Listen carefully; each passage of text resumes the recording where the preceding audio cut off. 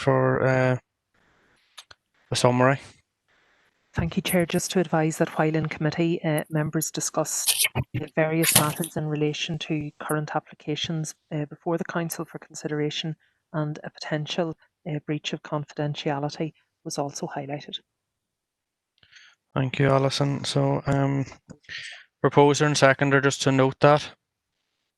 Proposed, Councillor Irvine. Thank you, Councillor Irvine. Second. Seconded, Councillor Erskine. Erskine, thank you.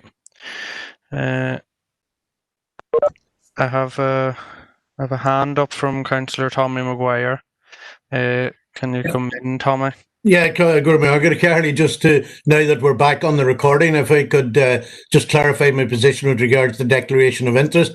Yep. Given the legal advice from Philip and taking that I have no pecuniary benefit from any of the grants, I therefore withdraw my declaration of interest and I will attend through the meeting. Gurma, Carly. Thank you. Councillor Blake.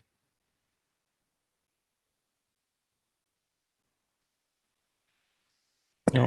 Sorry, my hand was up by accident, sorry. And just for members who had their hands up, could you take them down? Just it's easier for me. So we will move now on to item 3.1 to consider report on proposed grant aid call 2020-2021, and I'll pass to Kim. Okay, thank you, Chair. So paper A, item 3.1. The purpose of the report is to seek Council approval to open the second grant aid call for 2020 to 2021. At paragraph 211, I have outlined 5 grant streams which will be included in that grant call.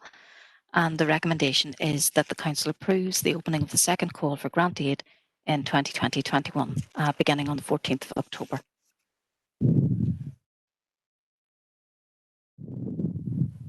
Councillor Irvine. Happy to propose the recommendations. Thank you. Councillor Anne-Marie Donnelly.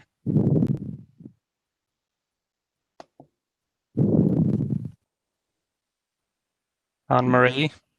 Thank you, Chair. Happy to second the recommendation and welcome the call for grant aid. Thank you. Thank you. So I have a proposer and seconder, proposed by Councillor Irvine, seconded by Councillor Donnelly. Anne-Marie, that it is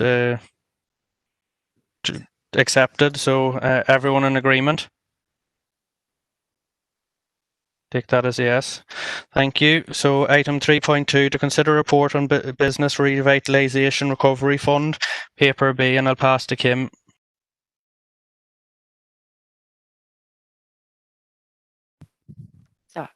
Sorry, Chair. Paper B relates to a Business Revitalisation Recovery Fund report. The purpose of the report is to seek approval to open a grant call for that for urban and rural businesses located in towns and villages across the district. This is on the back of some allocation of funding from DfI for investment in urban settlements and from DERA for investment in rural settlements. This is the tranche 1 funding of the Revitalisation Recovery Scheme, and we're proposing to offer small capital grants of between £1,000 and £2,500 at 100% funding rate to businesses in those settlements, and to open the scheme for applications on Thursday, the 17th of September. This will proceed on the basis of a completed online application, and funding will be allocated on a first-come, first-served basis until funding is fully allocated. And it's recommended that the Council approves the opening of a Business Revitalisation Recovery Grant Fund on Thursday, 17th of September, in line with the approach outlined. Thank you, Kim. Councillor O'Coffey. Thank you, Chair. And just as I'd raised at the full committee meeting, I would like to see a stronger reference in the guidelines. I'm very happy to see this proceeding, but in tranche 1, I believe we should have greater emphasis than is currently visible in regard to access issues and in regard to Section 75 duties, which are referenced specifically and explicitly in the guidelines issued by the department on for this programme as a whole. Not simply for tranche 2, and I think it's quite important that Section 75 duties apply to all aspects of local authority policy.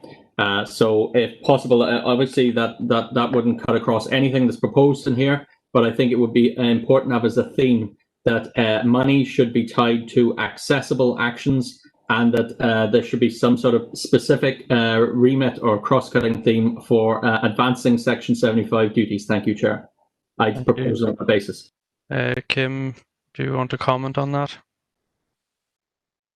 We will be taking account of Section 75 in terms of the programme as a whole, and the application process will look at Section 75 requirements in terms of the application process that is coming through, and the focus is on adaptations to buildings, particularly and to businesses, particularly around COVID-19 recovery, and the support that businesses may need to take to adapt their businesses to the pressures that they're currently facing. And indeed, in looking at the layout of their buildings, there may be opportunities to look at Section 75 requirements as well, but that will be reflected in terms of the overall programme. Thank you, Kim. Councillor Blake. Yeah, thank you, Chair. I would just like to propose the recommendations. I think this money is vital for the businesses in the town centres of Omagh and Enniskillen, and we really did, with the amount of delays that it's been in this process, then I'm happy to propose the recommendations and hope that we can proceed from here. There is a proposed. Do you want a second, Councillor Coffees? I'll happily second it. Grand, thank you. I have other people commenting, but I have a proposer and seconder. Has anybody a contrary view on this item? Chair. Councillor Thornton. Yes, Chair. I've made several inquiries about this, and what I understand is this is only for new capital projects in the area. Now, I'm aware that some businesses who have stayed open through the whole period of the pandemic have already spent quite substantial sums. And I'm thinking mainly of community pharmacies and so on, who are at the front line of medical services and so on. And they have spent already quite considerable sums of money. And I understand from the Department of Communities that they have said that it's only for new projects, not those that have taken place over the last couple of months. So I note my dissatisfaction on that they would be excluded after having spent quite substantial capital sums to protect themselves, their staff, and indeed the public. Now, with regard to the £1,000 minimum, I think that is too high. I would have thought that smaller businesses, that £500 would have been a more adequate sum to assist with the small businesses, the 1-2 man business ventures in the town centres or wherever it may be. So I would propose that the minimum level is £500 rather than £1,000 as proposed. Thank you, Chair. Thanks, Councillor Thornton. I will bring Kim in, or Alison. Alison will come in there. You know, that Chair, to say I think all of the feedback that has been undertaken to date would suggest that £1,000 would be an appropriate minimum intervention level.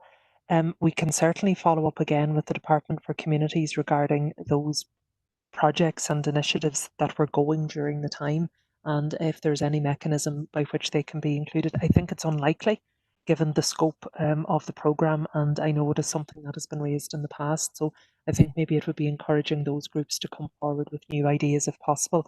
Obviously, Chair, matter for members as to whether you wish to reduce it to £500, but all of our indications would be £1,000 would be more appropriate. Okay, Councillor Thornton. Councillor O'Coffey, are you looking back in briefly, please? Very briefly, I'm happy enough to amend my proposal to accommodate Councillor Thornton's statement there, because I think if there's somebody wants to access this and doesn't have a £1,000 project, I'm certainly keen that they would be able to do it. I wanted to raise one question, because I do notice the difference in language used. For example, in the guidelines, it says examples of the type of spend include infrastructure to meet social distancing requirements, shop frontage, awnings, canopies, outdoor furniture, planters, heaters, queuing systems, PA, tannoy, and digital screens and other signage. there's no reference in the guidelines to click and collect that I think is referenced in our. So I'm just wondering how we coherent with the guidelines that have been issued on that regard. Thank you, Chair. Kim will answer. Thank you, Chair. I think the guidelines do give some examples, but it is noted that they are only examples and that it's not a prescriptive list. It is capital funding, and we are open to innovative and applications from businesses in terms of what capital spend would be beneficial to them at this time. Thank you. So, Councillor Blake, as the proposal is changed to £500, would you be happy enough to second? Not particularly, Chair. No, I think this money is so vital. I think that if we start messing about over 500 to 1,000 when this money is so vital for our town centres, we start that, then it just delays this process even further. And for that reason, I wouldn't be quite as happy to do it, because we've waited long enough for this. This was meant to be passed from the September council meeting, and we're now coming towards the end of the month, and we still haven't got it passed yet. So.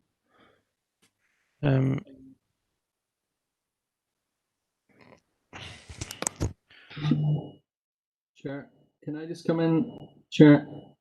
Councillor Coffey? Yeah, perhaps there's a slight misunderstanding. I don't think Councillor Thornton's proposal actually means it has to be 500. It means anything over 500 and still with the upper limit. So it should actually accommodate anyone that would have originally applied, but it actually opens it up potentially to someone else that might want to apply for something as small as £500. So I would urge maybe Councillor Blake, you might reconsider. I don't know, but. Chair, if I can come in, that's exactly my point that Councillor Coffey has given. Okay. Thanks. Councillor Blake? Could I actually propose the recommendations as laid out in the report then? Okay. So, well, I have one proposal, Councillor O'Coffey. I need a seconder for that. So, Barry, you're next on my list. Yeah, thank you, Chair. Chair, I'm of the understanding that Councillor Coffey's revised proposal doesn't disadvantage anybody at all. The upper limit is still there, but it might even be sufficiently flexible to bring in new groups. I think that's what Councillor Thornton and Councillor Coffey between them have been trying to do. So I'm happy to second that. But my question would be, can 1, 2, 3, 4, 5 businesses come together for an innovative proposal that might benefit a group of businesses in the one location? Thank you, Chair. Kim, would you like to take that? I think we could explore that with the businesses if they wanted to contact us in terms of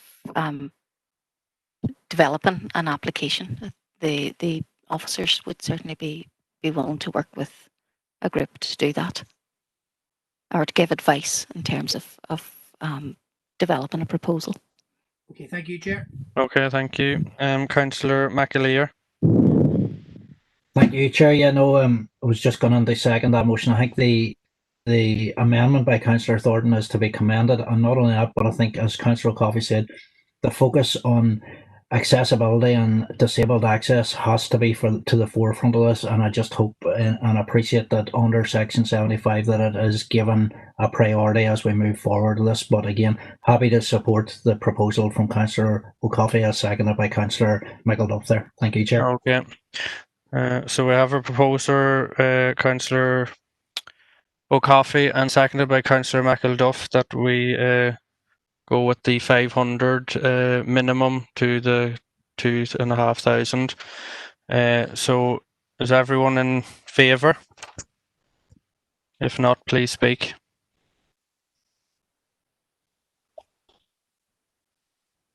Armstrong here. Could I just clarify, is it up to 2,000, Chair?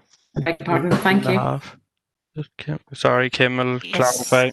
Yes, the maximum amount is 2,500. 2.5, Councillor Armstrong, okay? Sorry, Chair, Councillor Elliott, can I just ask a question? With regard to reducing it to the £500, this won't hold up the process in any form. Just confirm that, please. Kim. No, it certainly won't delay us opening the call. There's probably likely to be more applications. Really is the only applications of this. Okay, thank you. Sorry, Chair. Yes, Councillor Blake. Well, listening to Kim there, if there's not going to be any delay to the process for the businesses, then I'd be quite happy to withdraw my proposal. Okay. In the interest of harmony, let's try and get this thing done. Yep, thank you, Councillor Blake. So we have a proposed and seconded. Everyone in agreement? Take that as okay. Thank you. We'll move to 3.3 to consider a report of grant aid e-panel regarding recovery fund programme call 1 paper C. Okay, thank you, Okay. Chair. So sorry, Kim. We have a number of members to go to the lobby, so just bear with me a moment.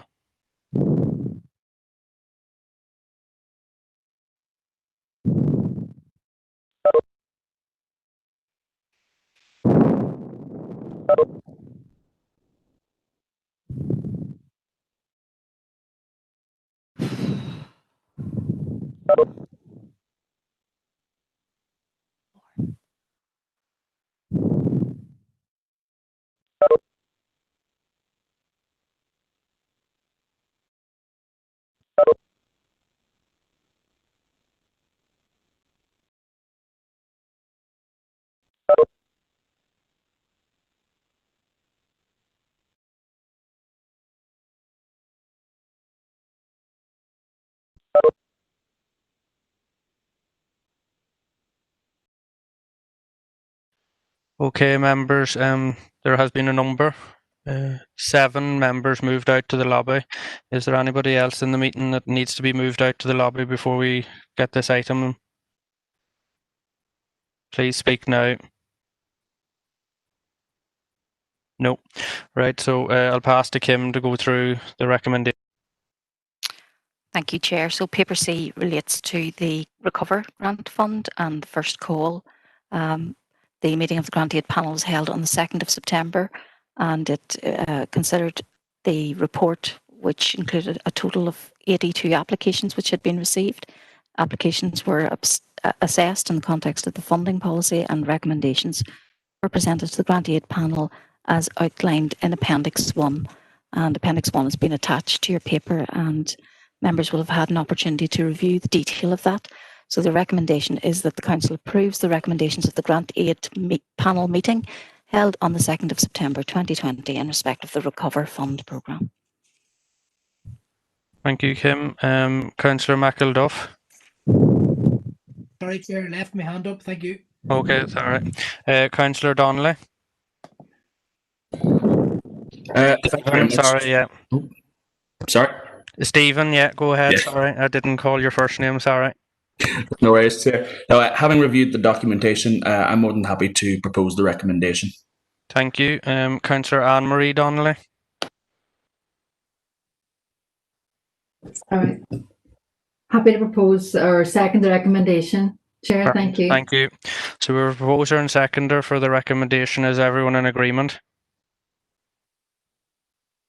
I take that as yes. So thank you. We will readmit the members from the lobby, and I will pass over now to Councillor Paul Blake to take item 3.4, and I will step out into the corridor.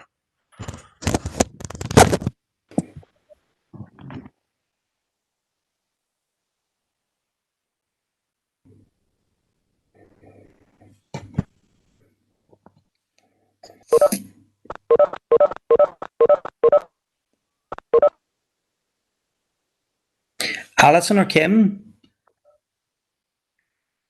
Yes, Chair.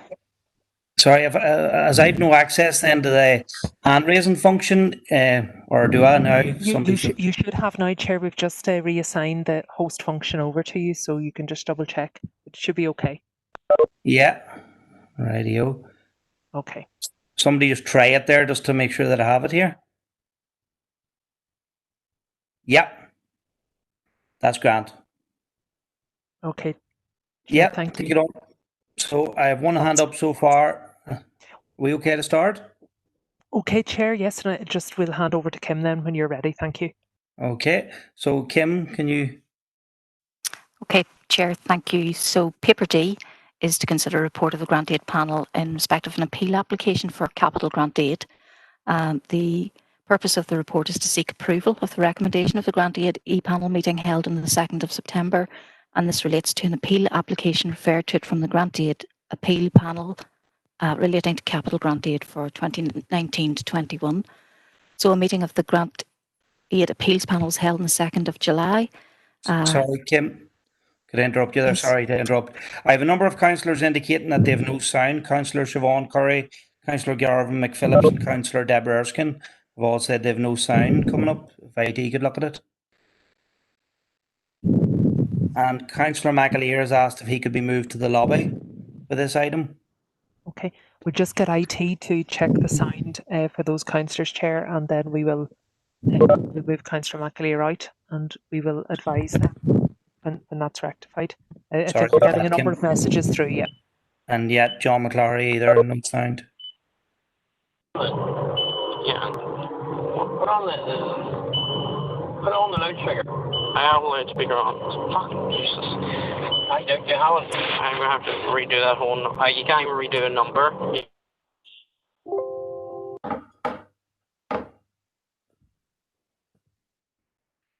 Have we sound restored for those councillors? John McClary locked out.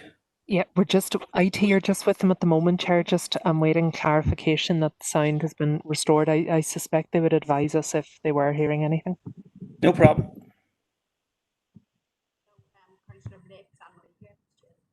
Anne-Marie, yeah. Sorry, it was just from your chief executive. I'm unsure of the position to take. I have been on the grant aid panel with sign back and forward, so I don't know whether am I okay to sit or have I to get opt out? Alison could provide clarity, could you? Chair, really again, it's a matter for members. I know sometimes in the past, grant aid panel members have chosen to declare, but it's obviously a matter for the individual councillor.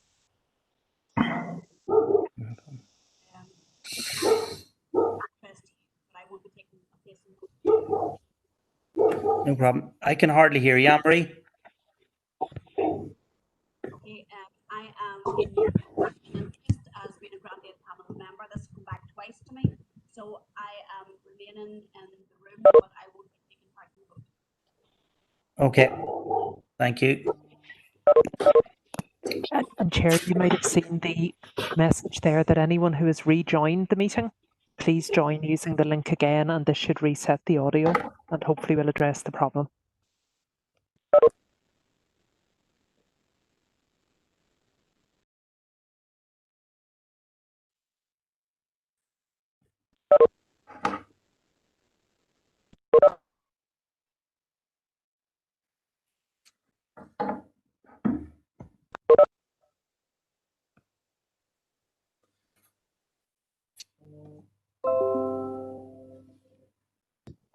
Sorry, Chair, Councillor Gannon here. Just wondering, I lost my sound and had to rejoin there.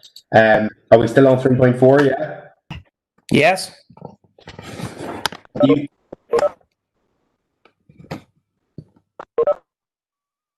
Chair, maybe you just would like to check then with those members who are having sound difficulties if all members are now okay, and if so, we can proceed when you're ready. Okay. Councillor Siobhan Curry or Councillor John McClary, are you on here now? Can you hear me? Yes, Gurmagad Cairley, yeah, can hear you loud and clear. Good. Garvin, can you hear? Yeah, back on, thank you. And Deborah as well. Good. So I think we can proceed now. Everybody's back in. So Kim, could you carry on? Sorry to interrupt you before. Okay, Chair, thanks. Well, I'll just restart this report. So paper D is to seek approval of the recommendation of the grant aid e-panel meeting held on the 2nd of September relating to an appeal application referred to it from the grant aid appeals panel around capital grant aid.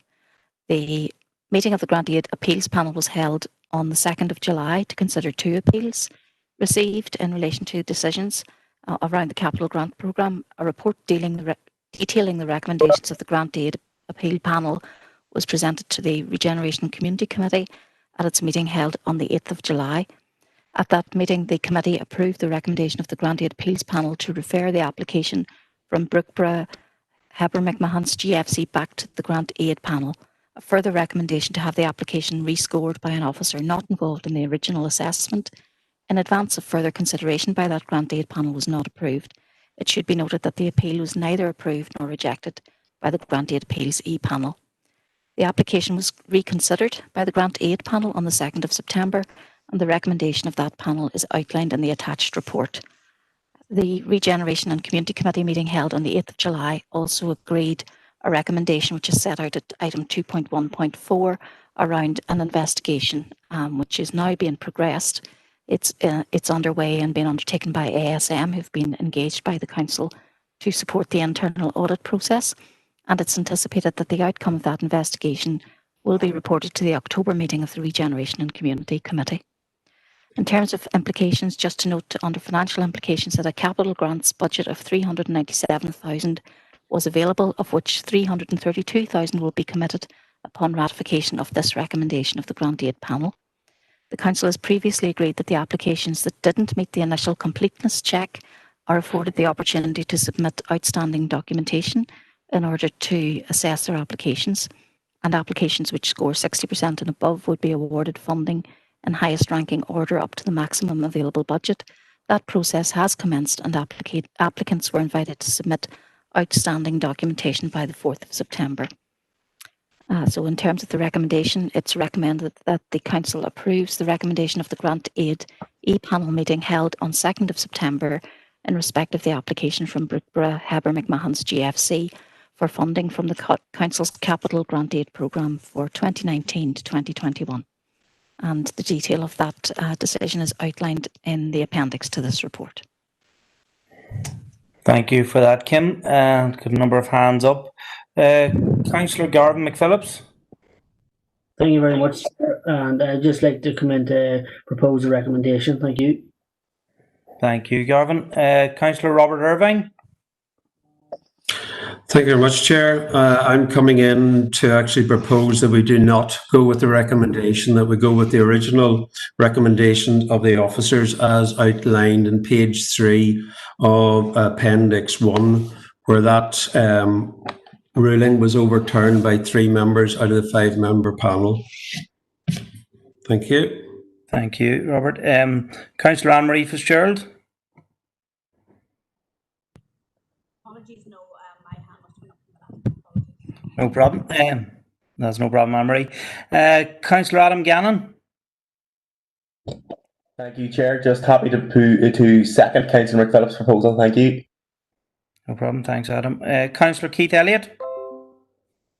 Yes, thank you, Chair. Well, I'm happy to second Councillor Irvine's proposal, and can I have a recorded vote, please? No problem. Councillor Owen Coffey.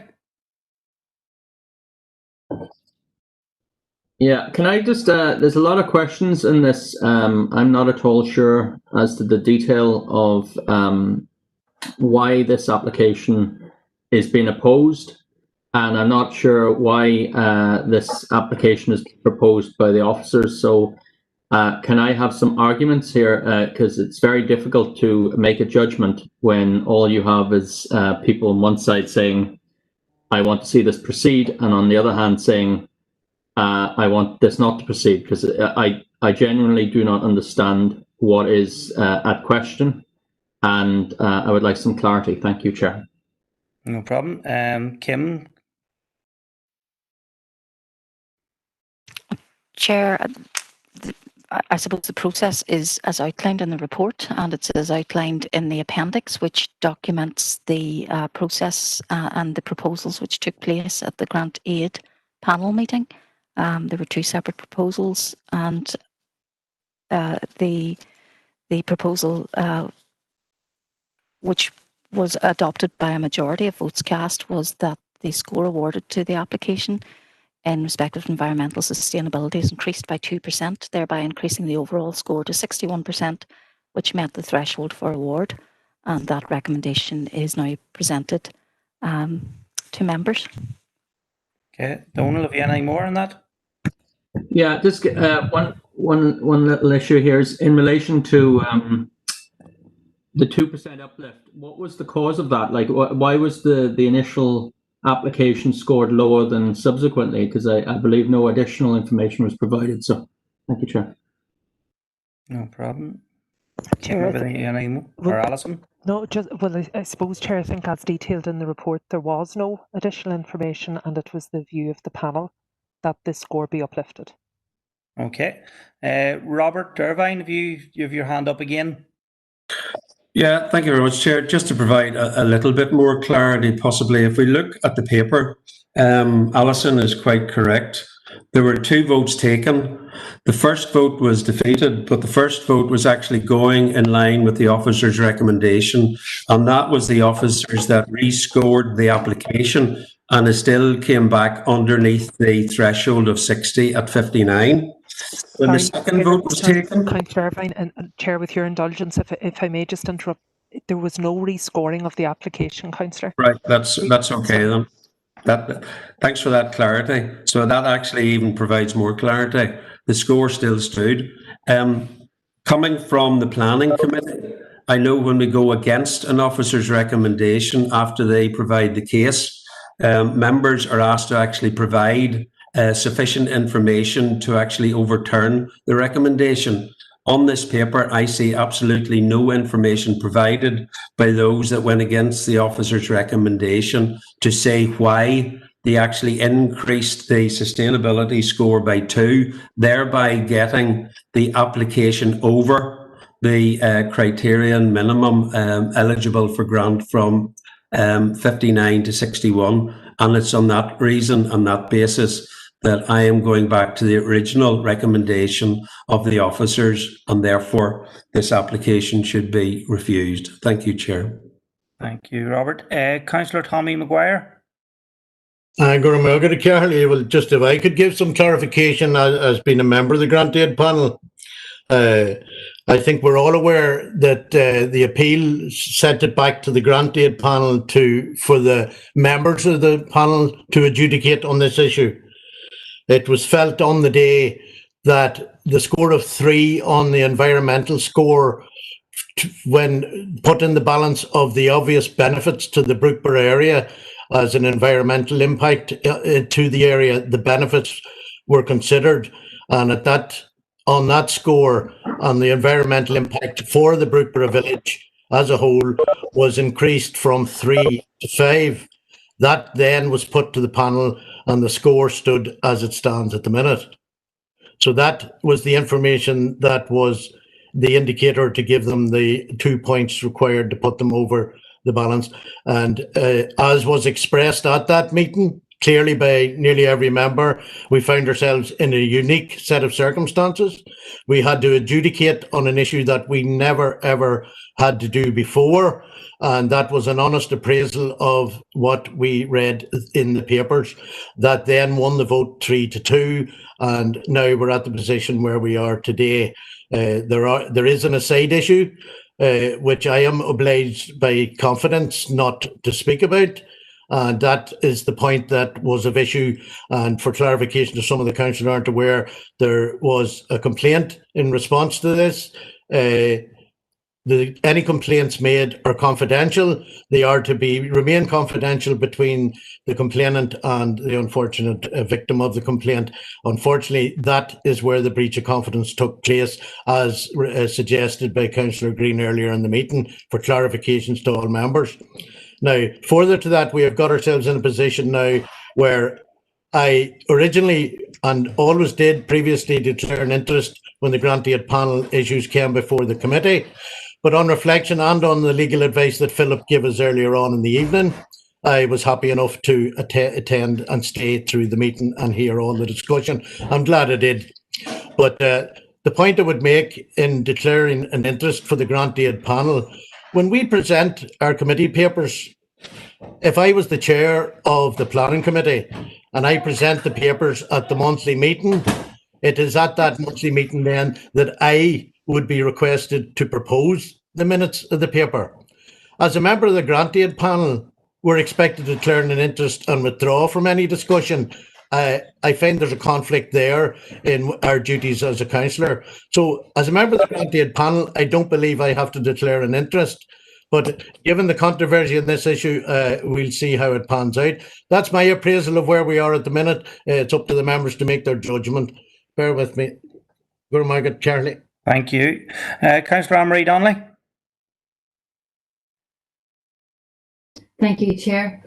Well, I just wanted to follow on from what Councillor Maguire has said, that as I'm not a member of either the grant aid panel or the appeals panel, it's very valuable to have an insight from someone who's a member of the panel, which maybe to give an indication as to the thinking of the panel. To look at this blind without any of that background information was just being provided makes our decision making very difficult. So I think it has helped me inform my decision in terms of this recommendation. Thank you. Okay, thank you, Anne-Marie. I think now at this stage we could possibly go to a vote. We have 2 proposals and 2 seconders. And I think it would be the case that if the proposal from Garvin McPhillips passes, then the other would fall. If Alison could Chair, that's correct. It'll be a direct negative, so that's correct. So your first proposal that you would take would be Councillor McPhillips, seconded by Councillor Gannon, that the recommendation as presented to you, namely the award of funding, the recommendation of the panel be approved. Okay, I have a request from Councillor Elliott for it to be a recorded vote. I have no list in front of me here. Alison? Yes, okay, Chair, happy to go through that for you. I'm mindful, Chair, we do have a number of declarations, but I'll just obviously call the list in its entirety. Councillor Armstrong? Against. Councillor Baird? Against. Councillor Blake? As Chair. Yes, Chair, you're entitled to vote. Okay, 4. Councillor Buchanan? I think has declared, sorry, Chair. Councillor Campbell? 4. Councillor Clark? 4. Councillor Coyle has a declaration, Chair. Councillor Curry? Evolver 4. Councillor Deehan? 4. Councillor Anne-Marie Donnelly? 4. Councillor Sean Donnelly? 4. Councillor Stephen Donnelly? 4. Councillor Elliott? Against. Councillor Erskine? Against. Councillor Feely?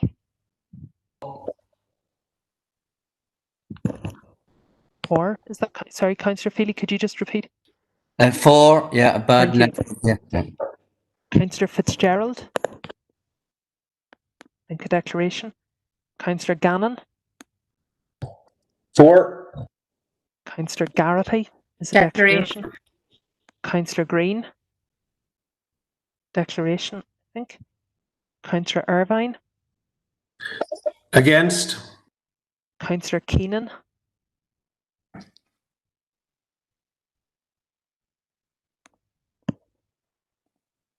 Don't think we've Councillor Keenan on, members.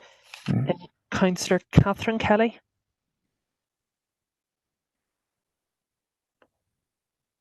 Four. Councillor Podrigan Kelly? 4. Councillor Maguire? 4. Councillor McAleer? I think it declaration. Councillor McCaffrey? Lehigh and Malta 4. Councillor McCann? I think is absent.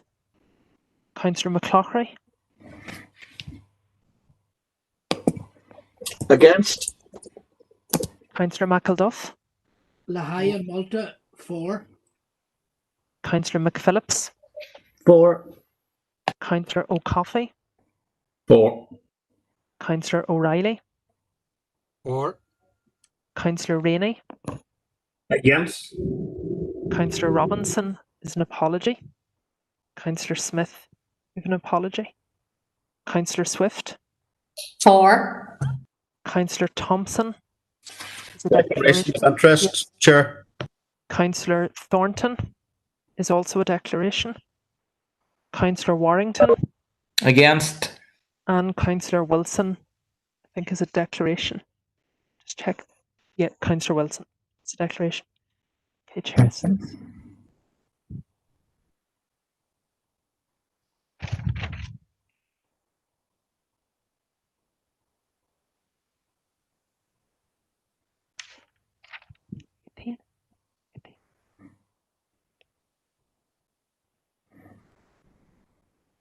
Sorry, Chair, that we're just checking. That's 19 for, 8 against. So that would be carried. Okay, does that mean then that the other proposal from Councillor Irvine falls? That's correct, Chair. No problem. I just have two hands up, Tommy McGuire and Sean Clark. Do you want to take them down? Thank you. Suppose that passes that, so moving on. John Coyle wants to come back.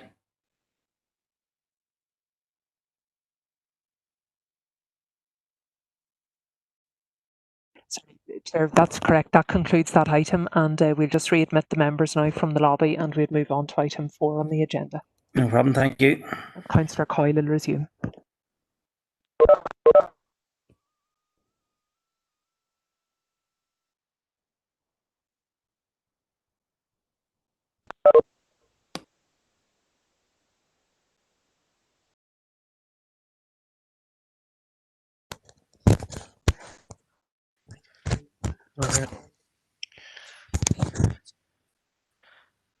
For the members that were put in the lobby, just a reminder, who has moved to the lobby will need to leave and join via the link again to reset the audio. It just doesn't pick it up again when you were put in the lobby.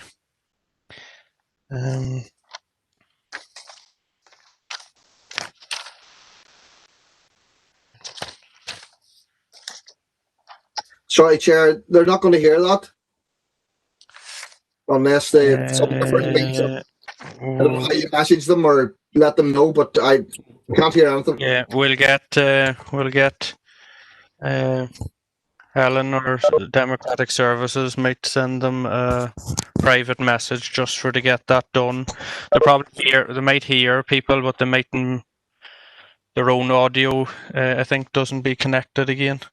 They might hear what's going on in the meeting. Chair, my computer said I was locked out up at the top. I don't know whether the tech people can sort that out, but at the top it told me I was locked out. Oh, you're locked. I couldn't hear a thing, Chair, when I was out, so.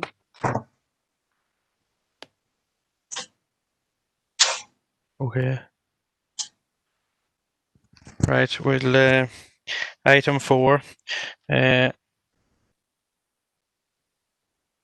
is to receive the delegation from the Department of Infrastructure DfI Roads regarding Western Division annual report. So the officers we have is David McKinley. David, if you'd like to speak, just to make sure that we can hear you. Yeah, David McKinley here. Hopefully you can hear me. Thank you. Sean Hackett.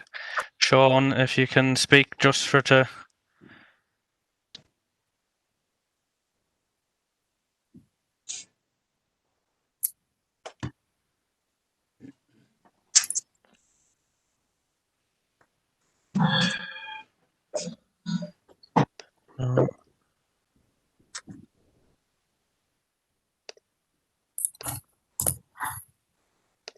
You're on mute, Sean Hackett, if you can just, can you hear us? Yes, hear you now. Yeah. Thanks, Sean. And Brian Stewart. Are you there, Brian?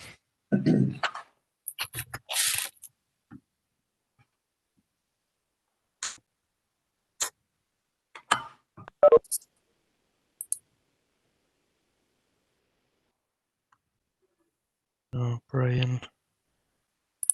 Brian mightn't be there. Brian on, Helen. Oh, anonymous caller. All right, okay.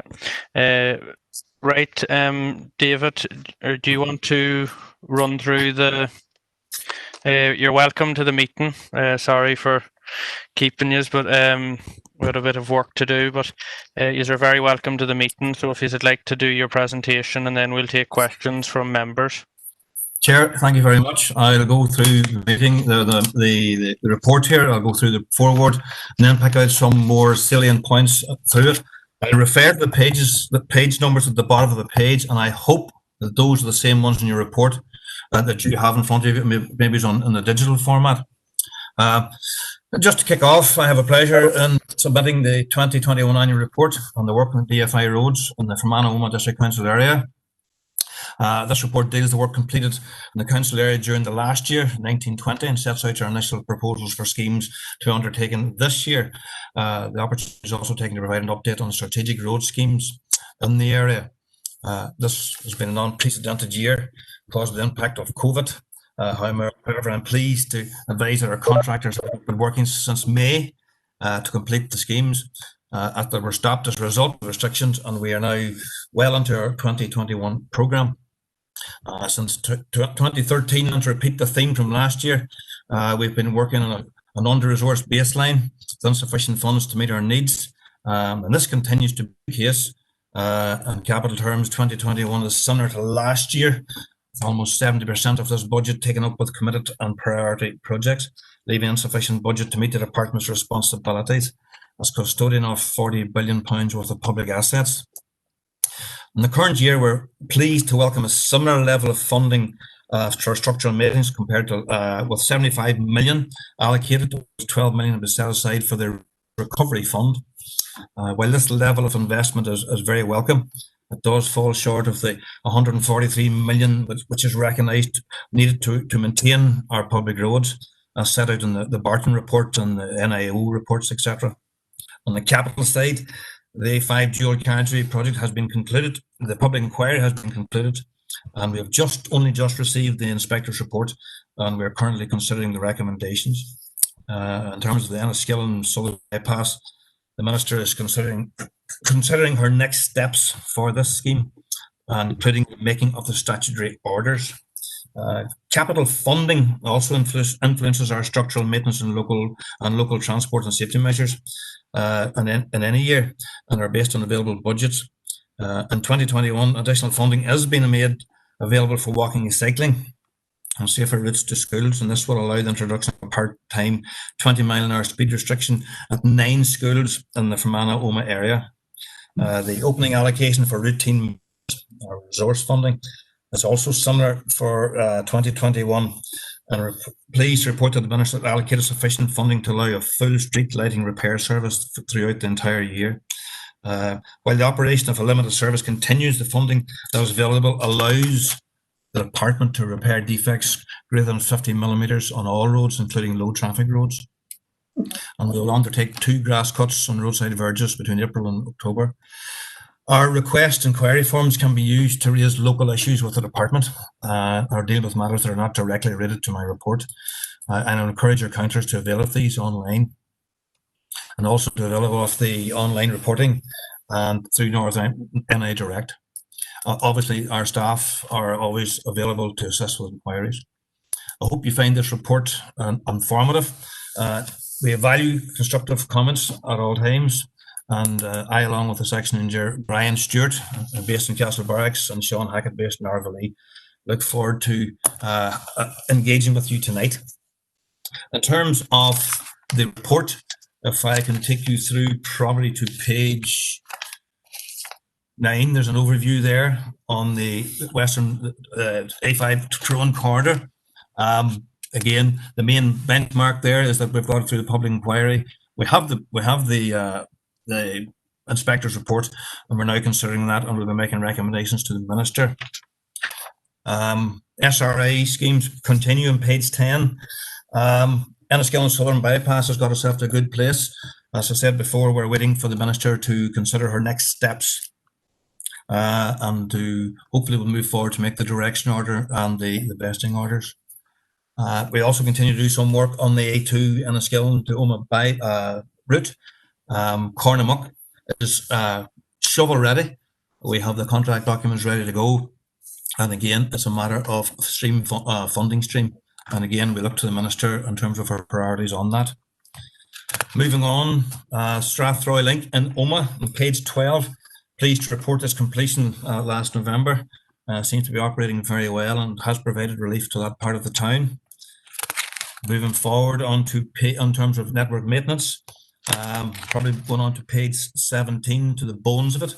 In terms of last year, we're pleased to report that we resurfaced a total of almost 39 kilometres of road at a cost of almost 5 million. There's a list right through there from page 17 through in terms of what we have done. You'll see there on page 19 in the Fermanagh Omagh West area.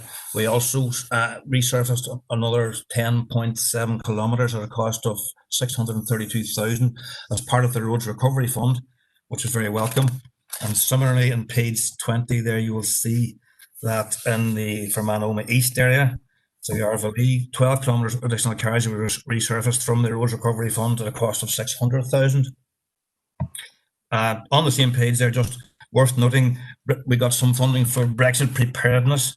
We got £1 million spent and got another 7.9 kilometres of resurfacing in border areas. Page 21, resurfacing last year, 255 kilometres resurfaced in the Fermanagh Omagh area. There's a list there that moves on from several pages. I'm happy to peruse that. Completed drainage on page 26 there. Quite a bit of drainage work was undertaken last year as well, including the cleaning of over 15,000 gullies in the Fermanagh Omagh District Council area. Moving forward, the same summary on page 28, there's 19,000 gullies cleaned in the Fermanagh Omagh East area. Footway resurfacing, modest amount, 0.8 kilometres of footway resurfaced in Fermanagh area. And likewise, only 0.7 footway resurfaced in the Omagh area. That's on page 29. Routine maintenance, grass cutting. We're cutting roads or grass twice a year. That's on page 30, you will see there. And in terms of our defects, there was 10,700 odd priority defects recorded last year, of which 84% were repaired on our specified timescales. Public liabilities in terms of defects, last year we had 191 new claims for compensation. In that period we paid out £105,000 on 146 claims, of which 77 of all the claims in that year were rejected. Winter service last year, page 31, councillors, Fermanagh, we had 86 occasions in the West area and Enniskillen area of salting actions, compared to 73 in the East area. So it was reasonably busy in terms of winter service. And street works, if you move forward to page 32, where we have a responsible to monitor the installation and maintenance and removal of utility plant. The bottom paragraph there is the main figures there. We had 1,977 notifications of intention to excavate in the carriageway, and we carried out 1,057 on-site inspections, of which 10% were classified as unsatisfactory. Moving forward to page 31, structural maintenance resurfacing for this year. We have currently a budget of 3.4 million currently allocated, compared to 4.9 million, by the way, last year. So we're hoping for more in-year funding to get to the same level. There's a list there resurfacing there for page 31 through. Moving on to page 35, this year, 166 kilometres surface dressing undertaken. That compares to 255 last year. We were starting due to COVID and all the rest of it. So we just didn't get as much done this year, unfortunately. Moving forward, Chair, to page 38, drainage proposals in the West. You'll see a list there. We're going to be carrying out this year. That's the current list. No doubt it will be added to. On the summary on the same page, you'll see the drainage proposals for Fermanagh Omagh East area. Likewise on page 39 for the footways. Moving on to page 41, in terms of LTSM, our local transport safety measures. Last year, we had a cost of 750,000 was spent on those measures, which included 410 for active travel. So that was sort of the LTSM budget without active travel was 340,000. Some of the more notable ones there were Derry Howlett. There was a couple of more pieces of fill applied to that last year. We hope to get back to that as soon as possible. Dolan's Ring, provision of a right turn lane was notable as well. Letfern, Tatty Road Junction, page 42, also notable. Last year, in terms of traffic calming, you'll see a list there of items we've carried out. Some pedestrian, page 44, pedestrian measures last year. Main Street, Maguire's Bridge, provision of puff and control crossings and such like. So various items in there. Moving forward, Chairman, to cycling measures last year. A few nice projects were carried out there, including the Loch Ewan Road one, Enniskillen. I'm moving forward then to our road signs and markings under our LTSM people. Considerable block of work done by them yesterday, pages 47 to 53 for warning signs and chevrons and speed limits and the like. So they're a busy year for them last year. Moving forward, Chair, to page 54. For this year, for LTSM, we have a 320,000 opening allocation, which is very similar to last year. And we have a programme of works there, carriageway improvements, notable there, we've mentioned Derry Howlett. We have a funding issue there, but we're trying to probably get it funded across 1 or 2 years, or even perhaps go into our measured term contract, maybe trying to do one piece at a time to try and get that one put away. Page 55, pedestrian measures, provision of footways and such likes. Probably one of the notable ones this year would be Brown Hill Link Road in Irvinstown for the provision of a new puff and control crossing. Likewise, on page 55, traffic signals and upgrades. There's a list there of signals we want to upgrade, bring up to the modern technology. Page 56, control crossings, cycling measures and road signs and markings. A few worthwhile schemes to be done there. Notable on page 57, you'll see a list there of the part-time 20-mile-an-hour speed limits for schools. Those are typically running in about 20,000 each, and there's 9 to be done there. There's generally going to be 25. There's 100 schemes in total as a part of this initiative across the province, 25 in the division, and we have 9 in Fermanagh Oma area. Although there's intended that if future funding becomes available during a year, it is intended that the following local transport and safety measures will be progressed. So there's a list there at the bottom of that page. Now those are depending on more funding becoming available at the bottom of page 57. Moving on to page 59, in terms of our structures completed last year, there's a typo there. With there's 673,000 spent there last year. There's a K in that figure, which would be nice to have had, but it wasn't going to happen. Of note on that list last year was Major's Bridge there, Lisnaskee, which was completed. I personally was very glad to see that one done because it's one of the bridges that I was very concerned about. Probably also worth noting in that list at the bottom of 60 is the Gilligooly Road replacement and the Dunteg Road Bridge replacement. Small amount of VRS replaced last year, page 61, Belfast Road, Brookborough, VRS in conjunction with the sideline improvement at a cost of 20,000. Chairman, going to page 62 in terms of structures this year. We have a £520,000 allocation. Rosscore Bridge, Balik, which is in poor condition. We're going to continue the option study to determine if it can be repaired economically. Galloon Bridge, Newton Butler. One there also worth noting is Bracky Bridge, which we know we need to get on with, but we can say a bit more on that later. There is a delay on that one, unfortunately.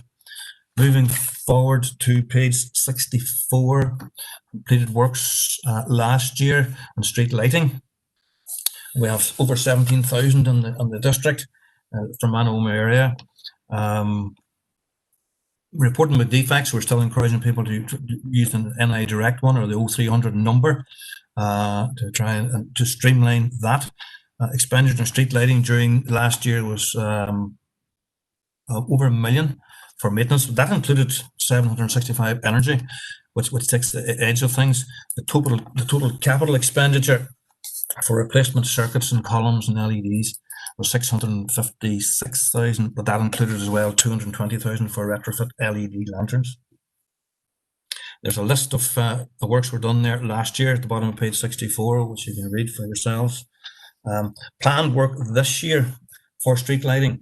The financial opening budget was 936,000 for capital renewal, that's replacement columns, etc., and 537 for LED lantern retrofitting, along with 236,000 for outage repairs and cable faults, with an undertaking that the outage repairs will be fully funded throughout the year, which is a better situation than we had last year.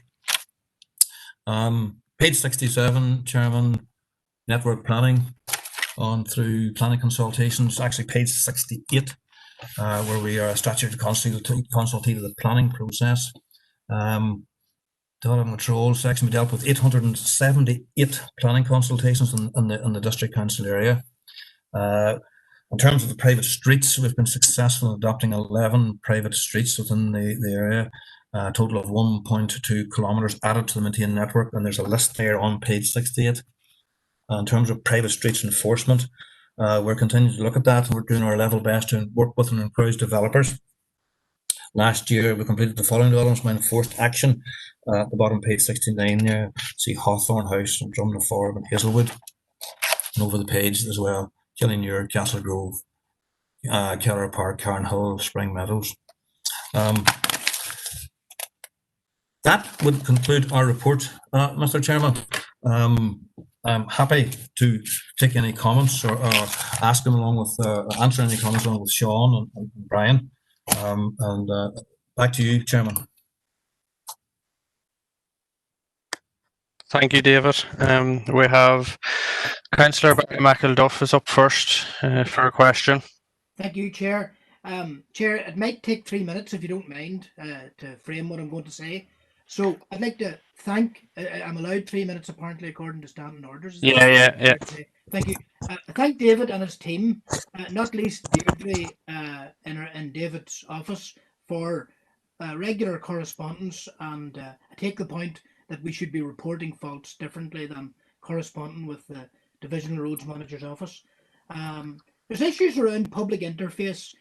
For example, neighbourhood renewal and interagency meetings would like to see occasionally road service or DfI roads personnel participating. I do understand there's budgetary constraints. In relation to the A5, which is overdue and necessary from a safety and economic and alleviating congestion point of view, we need delivery. So can I ask, what is the timeline up ahead and next steps?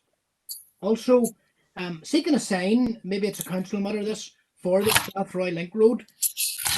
Moving to conclusion, I know that other councillors, Sean Donnelly, will speak about Bracky Bridge and the disappointment and delay. In fact, not acceptable, really. I do want Tamlet Road surfaced urgently, and I don't think it should be dependent on in-year funding. I have other issues where I want to be more positive, but I want to stick to the time frame and the limits of the standing orders, Chair. Thank you. Thank you. David?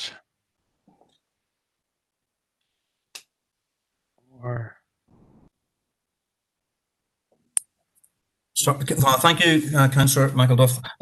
With regards to the public interface, point taken, those have been mentioned before. A lot of the time it comes down to the number of groups who want to meet with us and talk with us, and our availability of staff resource. And there's a sort of a fine balance to be struck there. Obviously we refer those down to sections and all the rest of it, who are very busy people, and they can't obviously get into them all. In terms of the Bracky Bridge, yes, I understand your disappointment. We have been going well. We have the tender assessments in and done, but apparently there's some legal aspect, which I'm not privy to, by the way. So we have to wait and see that. We are certainly applying pressure. We want to get that awarded. If we could get something done in the next few weeks, I'm told that we can start work within 5 to 6 weeks, which is not what we want to hear, because this is going on. So obviously we're working hard on that to try and work our way through. In terms of the Tamlet Road, Sean, you want to come in there? Yeah. All right, I'd be glad to hear the Tamlet Road is it's going. That's the next scheme to go after we finish the Crockenboy Road. Thank you, Sean. Okay. I'm concentrating on the town this year. I've trying to keep the spend around the town this year for a lot of the roads. So I hope to do the Strathroy Road as well this year. So there's plenty to be done around the town.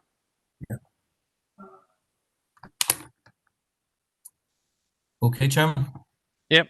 Just on the A5, if we could, next steps, please. Thank you on the A5. Apologies, Councillor McElduff. The A5, if we can get this thing moving, get our orders made, there is hopeful. It is entirely possible we can start commencing with the work between Strabane and Derry in 2021, which would be excellent. And I am also advised that the overall completion of the entire scheme at 2028 is actually still achievable, but obviously subject to no further legal challenge, etc. Thank you, Chair. Thank you. Okay, thank you, Councillor McElduff. Next, we have Councillor Green. Thank you, Chair. Just a couple of things. Well, first of all, the 20 mile an hour speed limits at school. Just to let David know. Excuse me. There was 4 gotten from Anna. Yeah. There was 100 allocated for the 6 counties in total. Fermanagh got 4 of them. And there's a school in Dona that's a complete disaster, and it's at 40 mile an hour. Lorry speeding past it never, and it didn't get on it. But anyway, Fermanagh got 4, just to clarify that. In around one of my big gripes is, and I'm sure other councillors will have the same thing, is a lot of departments have a contact number, an elected reps number. We don't. DfI hasn't that, and it's really, really frustrating because if we put in issues and email through that whole system, we have no email now even to get to the ones that's over the thing. There's no email. There's no. You just have to ring through to the office the same as everyone else and hope that people rings back. So I would appeal to you to get something done about that, because people's coming to us as elected reps, and surely like other departments who can have elected reps number. I think it's essential, because this is one of the things that we get it in the neck the most about. And we end up having to go through just the same as everyone else, and it's quite frustrating. What's the point of being elected at all if we actually can't represent people? Street lighting. I'm hoping you'll go through each one of these here, but I'll just go through all my points first. The street lighting, the moratorium that's on new street lighting is on now for about 7, 8, 9 years. I hope you are lobbying the minister to get it taken away, because there's a number of places that road service even said need street lighting. This moratorium is on, and it takes the minister to take it down. So I hope road service is actually lobbying to get that done, as well as the rest of us. Grass cutting twice a year, that is the other thing. In my area, and I would suspect in a lot of areas, but certainly in my area, the last 2 years it has been cut once. There was never to. It's at least 3 years ago from there was 2 cuttings a year. So if it's quite interesting that there's supposed to be 2 cuttings, because I know my area, and I'm talking about Ayr and East. I don't see anywhere that has got 2 cuts the last 2 years. And road signage is another gripe of mine. In rural roads and rural areas, apart from the A and B roads, road signs are basically almost non-existent anymore, because nobody's repairing them. When we report them, we're told there's no money for that. We're doing the A1 and we're doing, or the A4, and we're doing the B roads. There's no money for the smaller rural roads. And they are probably equally as dangerous without signs as anything else. So them's a few of the things. And just on no, I'll just leave it at that. Them's a few of the things. Maybe you could give me an answer on that on them. Thank you, David.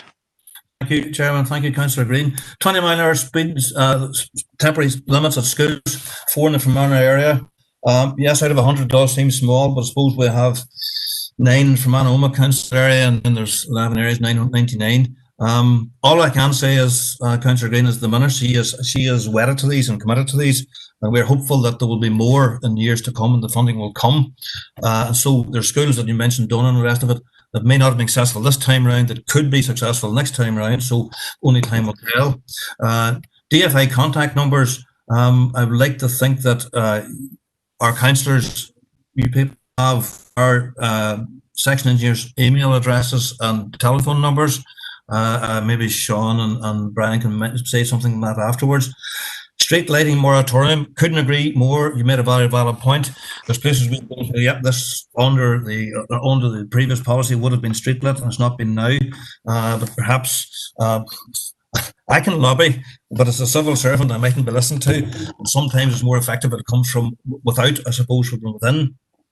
Grass cutting and road signage, I would leave Brian and Brian, can you come in there in your area in terms of, I know around my area here it was cut twice, but what about yours, your knowledge down in Fermanagh? Is Brian there? Yeah. Hello. Yeah, Brian, go ahead.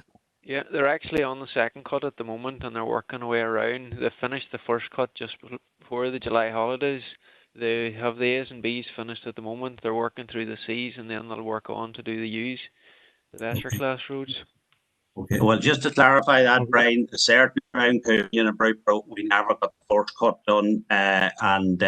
So if there, I had presumed, because I had heard last year that there was only going to be one cut, and that's why I presume policy had been changed. That's why I hadn't made an issue about it.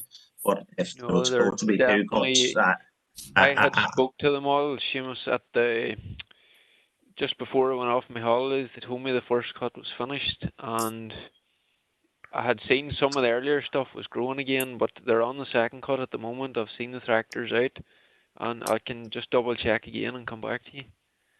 Okay. Right, members. And road signs issue where there is no road signs being prepared unless it's an A or B road. There is some truth in that, actually, Councillor Green, in terms of firefighting, in terms of rolling out individual signs. If there's a sign that's been reported there, we think there's a definite health and safety issue with it, like a stop sign or a give way sign going. That'll be, but there's some other signs that's been used and repaired on a route by route basis, and you're right in that regard. But again, it's down to staff resource, and finance. Sean or Brian, do you want to come in on that?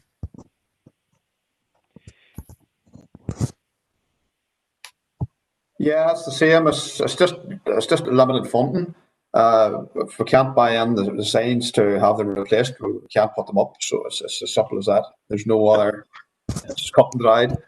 Well, just on that, can I ask, and has that policy been rural proofed? Because that's discrimination against people that lives in the rural area, apart from that's living beside the A and B class roads. Has that policy been rural proofed, because it's supposed to be rural proofed?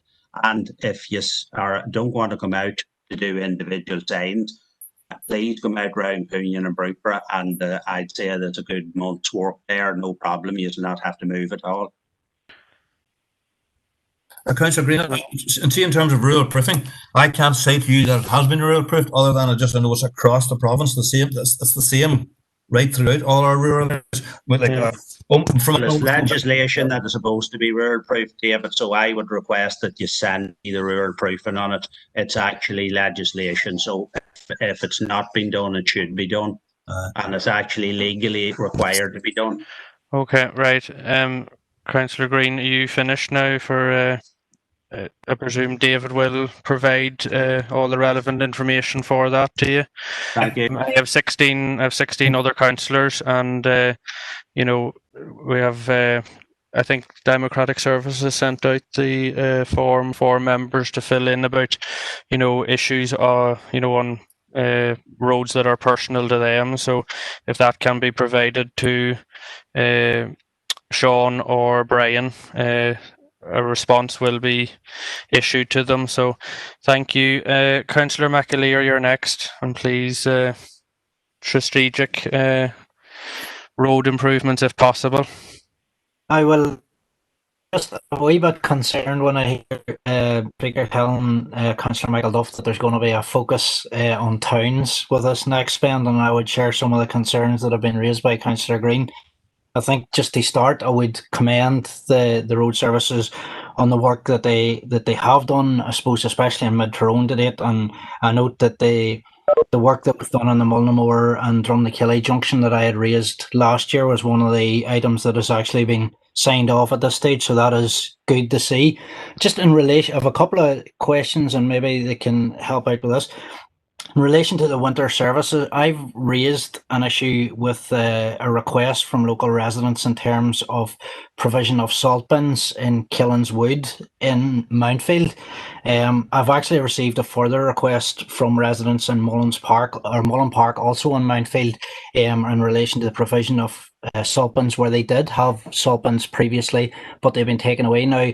In both instances, we've been advised that excuse me, the gradient didn't require them, but I would sort of query that in terms of, I suppose we don't have to look too far, and I'm thinking particular of the cobbles at the top of Omagh Market Street that whereas the engineers might have signed off on something that mightn't actually in practicality and in reality be the case. So I'm wondering if I could request that DfI Roads maybe organise a site meeting with some of the residents in Killins Wood and Mullen Park and Mountfield to reinvestigate or relook at that, because I think it's vitally important that if residents are requesting the provision of salt bins, that's something that's looked at.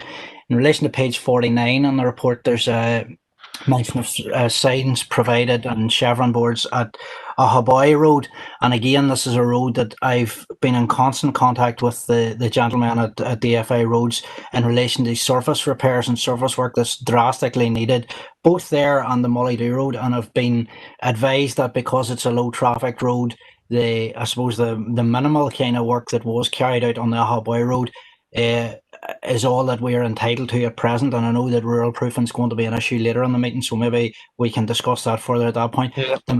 Again, the Mullydew Road is something that's vitally important in terms of local access to. And again, I'll not get into the traffic calming at Our Lady of Lourdes just yet. Again, that's a separate item. Finally, just in relation to something that was mentioned during the course of the report, the 20,000 typical costing of the 20 mile per hour signs outside primary or outside the schools seems quite outrageous. I'm wondering, is that externally tendered? Is it not something that DfI Roads could do by direct labour and maybe cut the cost and allow for additional signage to be provided to additional schools within the district? 20,000 per school seems quite extortionate. We're getting 1.2, and the next item is about the speed limits. In the vicinity of schools, so maybe that David can mention that. But David, can you just quickly respond to the other queries? Well, thank you, Chairman. Councillor Michael here. Winter service, salt bins, Killinwood, Mullen Park. Certainly, Sean, you'll be able to pick that up and look at that. We've already looked at that, David. Those were assessed according to our current criteria and policy, and they failed the test. That's why, and I've written out to Councillor McAleer on that and said it's failed the test. So, unfortunately, our hands are tied. If it fails the criteria, we can't supply them. Okay. I suppose. Sorry, just through the chair. I suppose my issue is that if it's all and well and good that they failed the test, but as I said earlier, the street at the top of Omagh Town passed the test and it's not fit for purpose. The test surely needs to be revisited or looked at again. If residents, including elderly people, people with mobility issues, people with disability issues, are requesting salt bins, surely it's incumbent on us to provide them with that. They're not just looking these bins to add to the aesthetics of the locality that they live in. They're practically required and needed. And I think just to dismiss it like that and not offer a site visit to the local residents is very much dismissive. So I would appreciate maybe if you would reconsider the request to meet with the residents and even hear firsthand their concerns. Well, I take exception with saying we dismissed it. We carried out a site visit. We did not dismiss it. We carried out a site visit under the criteria, and it was thoroughly assessed. And we didn't dismiss it, Councillor McAleer. I don't accept that. But in saying that, I certainly have no issues meeting with residents to discuss it. But I'll do another criteria check on it. But again, it has failed twice already. We've already done two on it, both of them in Mountfield, and I think my predecessor actually met the residents before as well. So, yeah, thank you, Sean. So that'll be progressed after the meeting. Next, we have Josephine Deehan, please. Thank you, Chair. Good evening, Mr. McKinney, Sean and Brian. And at the outset, I want to record my sincere thanks for you for your coming and presenting your very welcome report this evening. Also to record my apologies for the delay in getting this meeting started. I appreciate your time is very valuable, so my sincere apologies for that. In relation to the strategic road improvements, I welcome the fact that as far as the A5 transportation corridor is concerned, that you now have received the inspector's report. And I welcome your comments, Mr. McKinley, that we can expect progress early next year. We have on the agenda this evening a letter from Donegal County Council emphasising the importance of this piece of dual carriageway. So I think that it's time to progress it, and I look forward to that. In relation to the Strathroy Link Road, that has been an enormous success, and I thank and congratulate you on that. However, I have to say that I am really disappointed at the progress on the A32, and I think at virtually every single meeting that we have had with DfI Roads Western Division, I have referred to the A32, and the story is always the same. Cornamuck realignment, shovel ready, no funding. Kilgortna League, no funding. We have got to make this a priority. It is the main route between Omagh and District and the acute hospital in Enniskillen. I will be requesting this council to urgently liaise with the Minister to make that funding available. But really, I think it has not been given the priority that it so very much deserves. In relation to network maintenance, Mr. McKinney and Chair, there is reference made to the fact that this is an extraordinary year, and it is with COVID.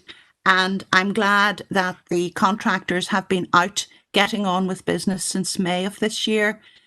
But the fact remains that your core funding is grossly inadequate to allow you to do the job that you really need to do. At this stage, Chair, I want to pay tribute to all the professionals who liaise regularly with us from DfI Roads. And I think the DEA meetings are very, very useful. And many of the issues that we bring up in those meetings are addressed insofar as resources allow. Yep. So, Chair, I want finish to, just. Yes, thank you, Chair. 3 minutes. I appreciate that. Thank you. I'm mindful not to be parochial, but I do feel that I want to reiterate the importance of street lighting, particularly the new street lighting, which is so important in terms of maintaining public safety. Thank you, Chair. Thank you, Councillor Deehan. David? Thank you, Chairman. Thank you, Councillor Deehan. A5 WTC, yes, your support for that is most welcome. We need your support. We need the council's support to get that to move forward, to go forward with a positive message. Strathroy Link, yes, it's a very worthwhile scheme. It's there. I note your comments in the A32 Cornamuck Kilgortna League. And anything anyone can do to get me money to build those will be so greatly received. Cornamuck is the fences are there. The archaeological investigation's done. It's ready to go. So all I need now is millions, 4 or 5 million, and we can build this and get this to go. In terms of the DA meetings, yes, they are useful. I'm aware there was an issue where there's DA meeting before lockdown, and we haven't got back to some of the issues, and that's regrettable, and we'll talk about that later. In terms of street lighting, yes, good to note that we will continue to do our retrofitting this year on the LED. They are being well received. Chairman, that's what I can say about that. Thank you. Councillor Thompson. Thank you very much, Chairman. Can I also welcome David, Sean and Brian to the meeting. And again, I do apologise for the delay that you've had there waiting, gentlemen.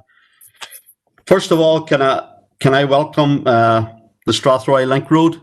I think that's of great benefit to the town of Omagh, which is a county town of Tyrone. It is great benefit, and a lot of the constituents have been given great feedback on it. Can I welcome the other measures as well that you've carried out, the resurfacing, the surface dressing, the gully cleaning. One particular thing is obviously the controlled crossings, the 20-mile-per-hour speed limits at the schools, and I refer particularly to Omagh County Primary School and Christ the King Primary School in Omagh. They're very much welcome, and again, good feedback there on that, gentlemen. The shared use foot cycle paths are an excellent thing to have. Street lighting schemes, as Councillor Dehan's referred to, I'd like to see that continue. Obviously, as a town councillor in Omagh, it's an excellent thing to have, and we need to have our town properly lit up. Just with regard to another thing there, Chair, and it's just to do with the interagency meetings and walkabouts and Omagh Neighbourhood Renewal Partnership. If I cast my mind back, and I know what probably David's going to say is that there's people have went off and taken early retirement and what have you on the schemes. That's fine and well, but there's a great disconnect there now between DfI reps coming to those very important meetings that we have, especially the walkabouts, where you can identify a lot of issues. So I would like to see maybe if that can be progressed in some manner, David. And can I just speak to Sean on the Arlison Road, Killyclocker Road junction? I think the last time you said, Sean, that there was going to be some complete resurfacing of that. So I'll wait your reply there. Thank you. And I'll not hold it up. I'll stay to Omagh Town. Thank you. Go ahead, David. Chairman, thank you. Thank you, Councillor Thompson. Your support and remarks are very encouraging, very supporting. The interagency meetings and the walkabouts, yes, you've preempted my response. We are running at an all-time low in terms of staffing levels, and it's just difficult. I get requested to go to different meetings here and there, and I find myself pushing it down to my staff as well, but I feel guilty doing that because they're equally busy. But it's something that can only be improved with increased levels of staffing resource. But that's well beyond my remit to do that. Maybe some lobby from yourselves may be successful. Sean, the Arlison Road, Killyclocker Road resurfacing, you're aware of that issue? Yeah, we did. It was right and rough there. I had the squads out. They have done a temporary patch on it. Well, they've done a good job on it. They've taken the rough out of it, so it's a smoother running surface now. When we'll get to do the full thing because of the road, I don't know, but we'll definitely keep an eye on it. Okay, thank you very much. Councillor Swift. Gormagat here, look, and thank you, Sean, David and Brian, for the report and all the work that you carry out for me and my constituents. I am wholly appreciative of the seamless process that I've been able to engage in with the contact, and what I would say is keep up the swift response that I've been accustomed to, and thank you all sincerely. I hear you loud and clear, David, from your report, and it took me all weekend to read it. I might add, you ruined me weekend, but the staffing issues and resourcing issues obviously are the major problem, and the need for finance, and obviously the limited funding for everything.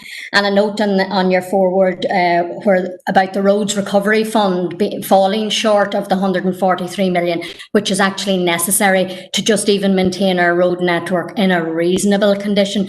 I was going to ask, is there any new opportunities for any new money coming from the department? And I hear you loud and clear, you're attending meetings left, right and centre, and it doesn't seem to be happening. So Cahirlock, to that end, I would propose we write to the Minister and his department requesting much more needed investment for the West, and I mean Erne West.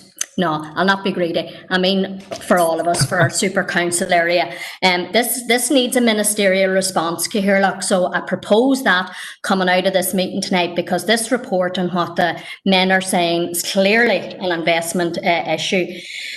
David, just on page 41, the Derry Howlett A509 Derlin Road, and my father-in-law, former chair of the council, Robin Martin, it goes back 20 years from he's been shouting about this to be dealt with.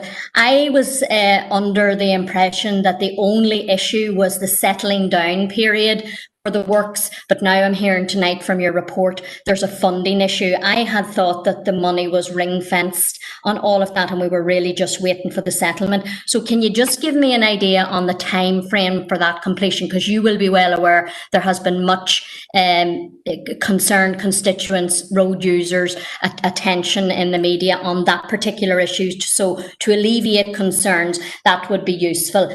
My other question, David, and we have talked about it at our local DEA with Brian, the cross-border fund.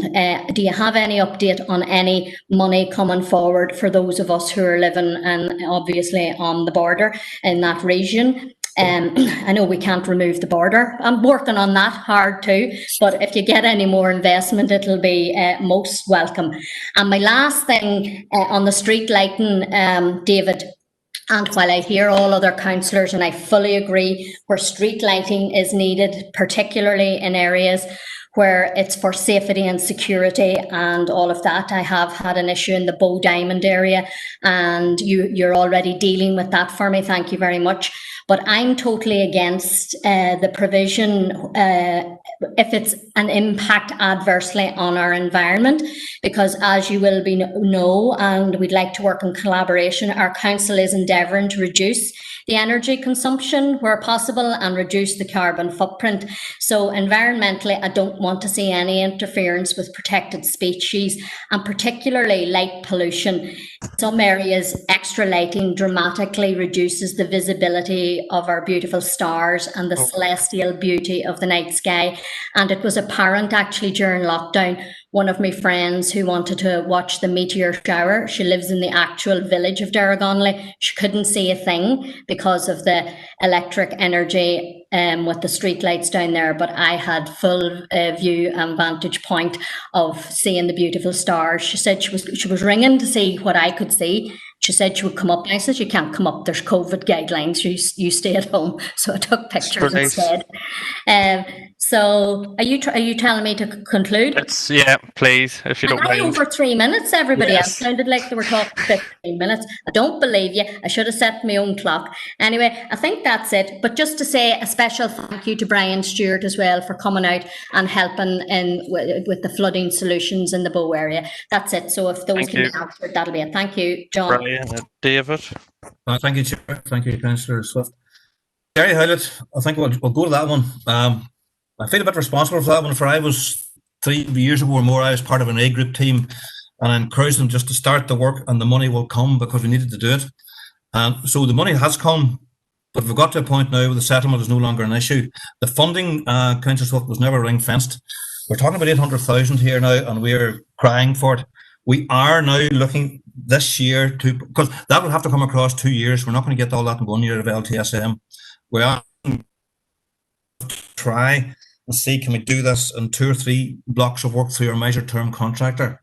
And if money was to come quickly, and sometimes there are little windfalls here and there, but we need to be ready to react. So I've asked our people in our design team if they could have, say, do one end, do the other end, do something, let's get this thing closed down. So in the terms of time frame, I can't give you that because it could be 2 to 3 years before we finish that. And I feel guilty about this because it was me actually directed them to go and just start this. The money will come, but we will get there. But it's just, I know it's so frustrating for the good. Fund. I have no update for that. I have no knowledge of that at all. I'd have to ask questions. In terms of street lighting, environmental issues, yes, lighting people to light their path and then trying to see the night sky, they sort of work against each other, don't they? And I don't know what the answer to that is. I really don't. Other to say that our new LEDs are more energy efficient and they don't much light as the sodium lights. They're much more focused, and that's as good as we can make it, I think, at this stage in terms of technology. Chairman. Thank you, David. John, if you can just get someone to set, or I'll throw it out the group there to second the proposal. To Minister Mallon. DfI. The responsibility for all of this, and it's more investment for the West.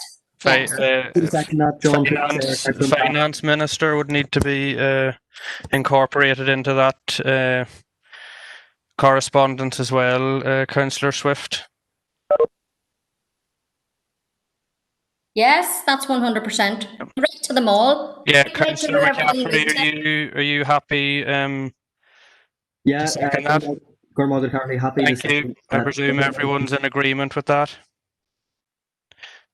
Yeah. So Anne-Marie Fitzgerald, Councillor, please come in.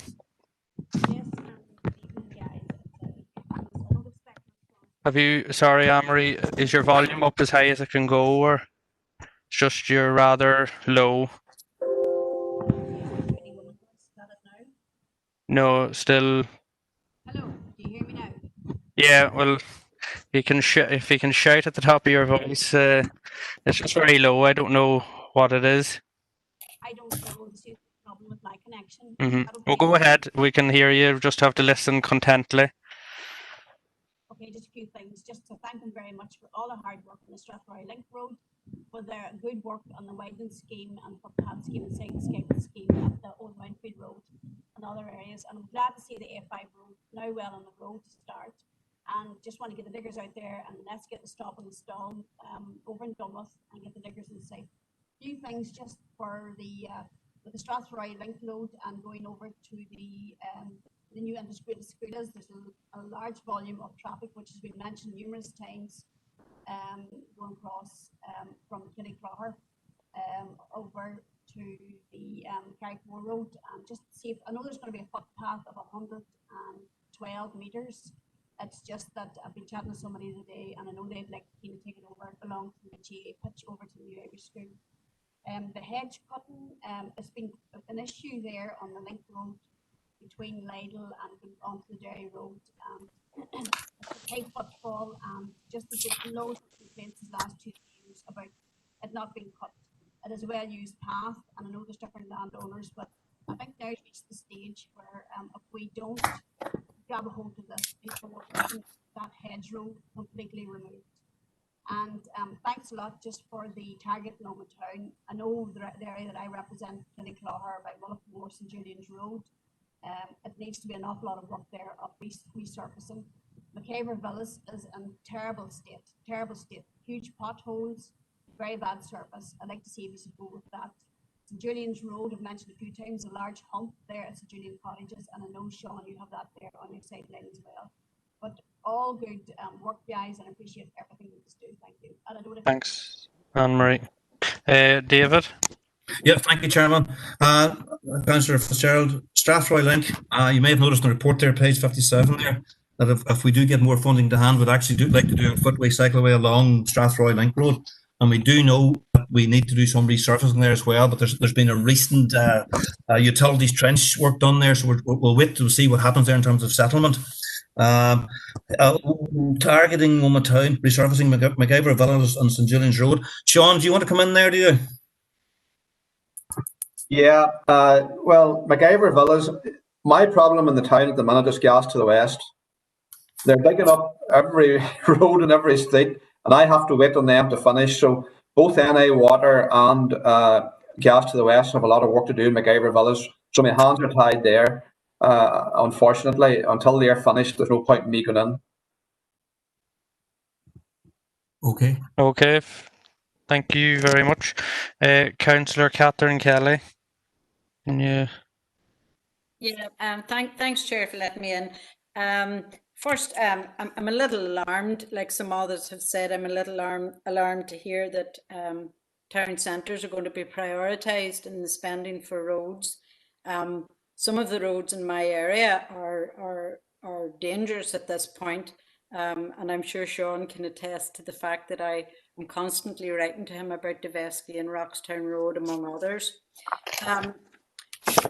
There's a recurring problem with drains not being cleaned and causing flooding on the local roads here. But that's all I have to complain about. I want to thank Colm and Sean and others for the site visits and for the great work they have done in Carrickmore. They worked very closely with myself and the residents and actually came out and walked the roads with the residents. Particularly on Mollowee and for the placement of traffic calming measures, and also met with the parents of school children and myself to discuss the traffic calming and signage at the Carrickmore schools. And finally, I called, I believe, Sean one day about a sign at Craig and Cross Roads, and by God, I went down the next day and it was up. So I want to thank David and especially Sean and Colm for really working hard with the limited resources that we all have. Thank you. Thank you, Councillor Kelly. David, would you like to comment? Thank you, Chairman. Just a couple of councillors have mentioned these prioritising town centres.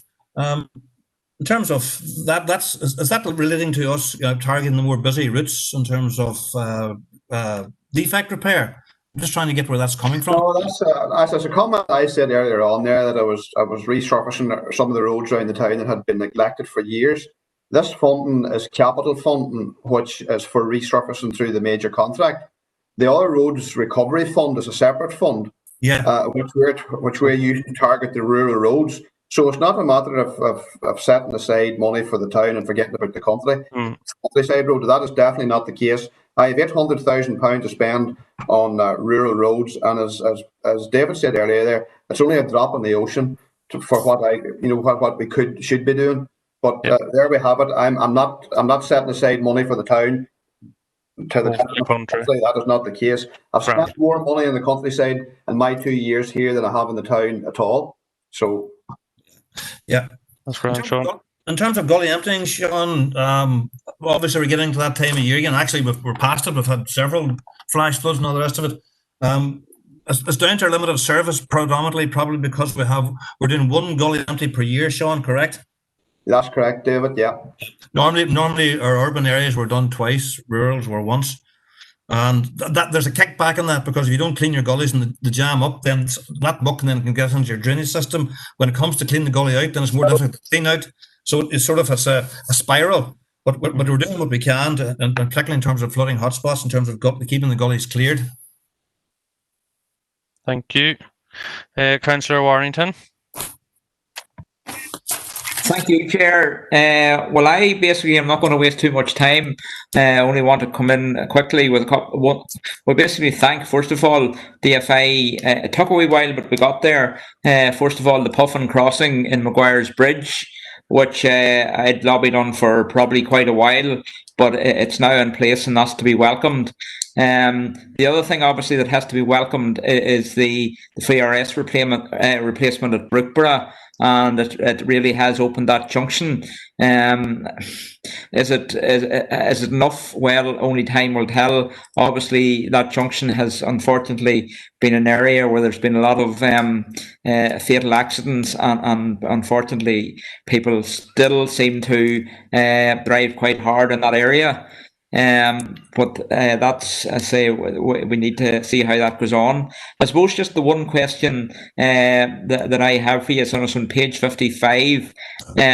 You've mentioned traffic calming on the Drumgoon Road. and basically, there's no that obviously needs resurfaced before his traffic cam, but I couldn't find any mentioning of resurfacing anywhere, just the traffic camming. So could you maybe give me some insight there? Thank you. Brian, I presume. Yeah. Yes, John, the traffic camming is going to be completed alongside the resurfacing of that stretch of road from the town out. With a few other bits and pieces of drainage work to carry out as well, and working with school and different times of the year. But that is planned now with some extra money that we got will be added onto the list. I appreciate that. We're talking about the 20-mile-an-hour speed limits and around schools, and that certainly is needed in a lot of places. But I don't know if there's been any surveys done on that part of the road, but it is a very, very fast bit of road there. So I welcome that. I think the traffic camming, I know it isn't popular with some people, but I think it's certainly one of the best methods at slowing people down. Thank you. Thank you. Councillor O'Coffey. Thank you, Chair. Yeah, and thanks to the threesome for the presentation. I have to say that before anything else, the fact that we're receiving less than or just over half of what we should be receiving to maintain roads against the backdrop of decades of underinvestment is an indictment of the policies coming out of Stormont and makes a mockery of any commitment to rural proofing. So I'm glad that Councillor Swift has moved a motion to contact at least some of the those responsible for this. I also note there is an inclusion of a reference to the incremental advancement over a very long period of time, it has to be said, of the Southern Bypass in Enniskillen. And it does seem to be going very, very slow. Obviously, this is something ongoing now for much more than a decade. I know it was 2004 when it was on the 15-year program of works list. So we're now facing a situation where it's advancing a bit, but we can't look back too far. I also notice that there's, as Councillor Deehan has reflected, that some of the realignment works along the Omagh to Enniskillen route are contingent on the provision of additional funding, and considering the importance of exactly what Councillor Deehan was referencing, access to the local acute hospital in Enniskillen, the absence of maternity facilities in Omagh and the whole district there. This is really important. Obviously, it's lives are at stake, and it's shocking, actually, that we don't have an investment in this from Stormont. I wanted to say there are some things in there which I recognise you're doing your very utmost, and all your workers are doing a great job. We do see improvements in the lighting in Enniskillen, which I think is very important. I welcome any move to improve surfaces in Enniskillen and other town centres. They are the most used roads in this area, and there are particular issues arising from a lack of safety in that, and against the backdrop of our economy and the pressure with COVID, I think it's very, very important that we ensure that the main routes in and around our towns are maintained. And just in passing, obviously, you know, I will have raised Castle Cool Road as an example, but I want to just finally just go on to two more issues, which is I think it's essential that we see all schools afforded and accorded 20-mile-an-hour speed limits. This council has adopted the position to write to the minister to demand it, and I think it's obviously not your fault that it isn't money there for it. But I think it's something that we can't afford not to be doing. And equally, I would echo the words of Councillor McIll Duff, who said that it's important that the road service, if possible, and where possible, ties into the neighbourhood renewal partnerships, because I think it's very important that your voice is heard on those structures, because a lot of the work to address deprivation is tied in with the infrastructure in those areas. And finally, just on the issue of street lighting, I welcome the fact that there have been some improvement schemes in the Enniskillen area, and you'll be aware of some issues related to that on the Sligo Road, which I've raised recently. So thank you, Chair, and thanks for the presentation, David. Brian, do you have any comment or? Yeah, just with the Castle Cool Road as an example, aesthetically it probably doesn't look the best, but we have checked it for defects, and that's an ongoing issue. There's no defects on it, and if we get more money, it'll be one of the ones that we will add to it, or add to our list for possible resurfacing. But again, like in the other areas at the moment, Gas the West coming through, they're going into the more built up areas, and it's really just a case of waiting for them to go through and do the work that they're going to carry out before we come in and resurface it, so as they're not digging up a new surface that we've put down. And we've done work around the town, and I suppose the public realm as well will add to the town centre. Some of the other main roads coming into it have all got surfacing, and we're trying to improve, I suppose, the most heavily trafficked roads around the Fermanagh area. Brian, we have Councillor Chris McCaffrey. Gormogit, Caherly agus a dosach oilums wigus and go lash and throw as a Carlahar horse doing. So thank you to Sean, Brian, and David for the comprehensive report there and for giving us their time tonight. We appreciate it. I suppose, I can understand certainly the difficulties in applying for funding schemes and for getting that much needed funding for West Fermanagh. I do feel that it is somewhat an indictment of the minister, because her first comments when she was selected in that role were in relation to the need to address she called it the regional imbalance in relation to infrastructure. And I have to say, no other county in the north is more neglected than County Fermanagh, and I haven't seen much substantive efforts for her to tackle this issue. She also said that she wanted any investment in road maintenance to reflect the need across the entire network, which is a sentiment that I heartily agree with, but unfortunately I've yet to see any progress in that. I thank David for his earlier update in regards to the A509. Obviously that's a frustrating issue for people in my constituency, for people right across Connolly, Glesher, Derrylin, Timor, Benelec, and anyone that uses that road to commute, or indeed as a main arterial route between Fermanagh, Cavan and Dublin. However, I do understand the current situation. Could I just get clarification that whenever the funding is made available for that work on the A509, that is the final phase of work on that road? Because we've heard this several times that work is due to be completed. And again, I do appreciate the explanation you gave. However, we do need some sort of guarantee that that road is going to be completed, because I had written to the minister back when she was appointed, and again got a very lackluster response. I'm happy to second Councillor Swift's proposal to write a letter to Minister Mallon and Conor Murphy, whoever else, because I do feel that this needs government intervention. I don't feel that any other road in any other county would be left in that condition for so long. That's going on almost a decade, which is just kind of beggars belief. I do feel that it's quite sad that we have to practically beg for money to invest in our county, and I think that isn't absolutely an indictment of the minister. I suppose, having said that, I do want to welcome the work that was done on the new bridge road on Lisnaskey Road and Derrylin Road. The investment in that bridge was much needed and has been a great job. And again, I want to thank Johnny Stewart and whoever else was over that project. It's turned out fantastically. There are a number of issues.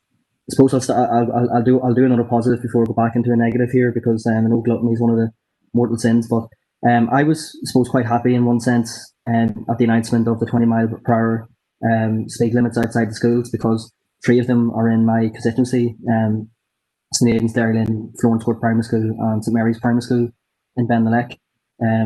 However, it is very disappointing that only 4 schools were awarded with this scheme, whenever you had 10 in Tyrone and 11 in Derry. So again, that is another failure on behalf of the Ministry of Infrastructure to invest in County Fermanagh and to protect our schools. And I suppose can you finish up, please? Gorm, get to Kylie, yeah. And so just I suppose in finishing, there are other problems in and around Derrylin. I would mention that Derrylin's a growing village, arguably could be going for town status. And there are difficulties with people crossing the street. There's quite a busy junction there beside the chapel and the local centre.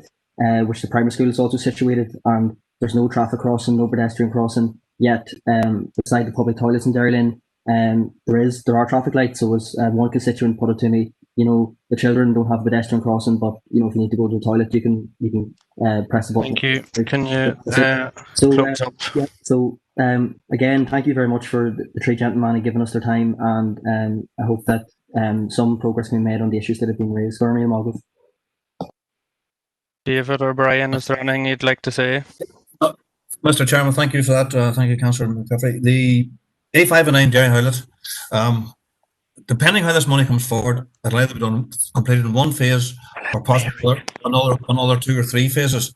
If it has to be in 2 or 3 phases, I'll go that way as long as I can get some level of funding to get this to move to go towards the end. I don't know what that shape it's going to take, but we are very mindful of it.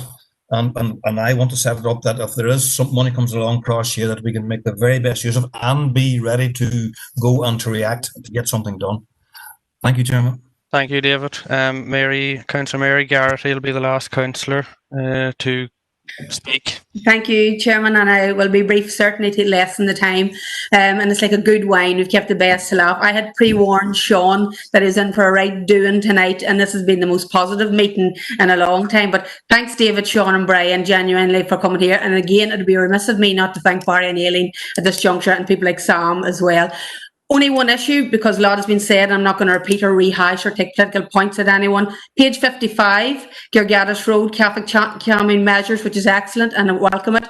But I also mentioned to Colm, when I met him at a wee meeting before, 30 years ago, the ladies that owned the houses there couldn't build a wee wall because a wee footpath, which is just a couple of metres long to join that other footpath up, was in the programme of works. So I don't know where it got lost in the 30 years. I did bring it to Colm's attention, but that wee stretch of footpath is essential there. It goes down to a leisure centre, a football field, a ball wall, a public walkway, and it would be great for safety measures. So I do welcome the traffic calming, but that in the programme of works for 30 years is a wee concern. So if we could dig out a lock of pound for them couple of metres of footpath, there'd be a lot of happy bunnies in our way. And thanks to Sean for helping us out that issue last week and recommending the red and white tape at the areas of danger. It's been well received in the village here. Thank you. David or Sean? Councillor, thank you very much. Garth Gunners Road, footway link. You've caught me in the hop, Councillor McGarty. I don't know anything about that one. Sean? No? No, that would be one for Colm. I know it's one for Colm, yeah, but we'll go back to Colm with and see can something be done there. I meant to call him a way back. David, sorry for springing it on you, just seen it in the report, and I knew we'd mentioned it. It's a very small project, would make a huge health and safety if you improve it, But thanks for that up, and thank you for positive comments. Thank you very much. No, well done. Appreciate it. I'm getting messages from members. I know that there is 12 members still with their hands up. I won't get the business done within a half an hour. We have, waiting on people there to comment, plus the extra items and confidential. I won't have the time.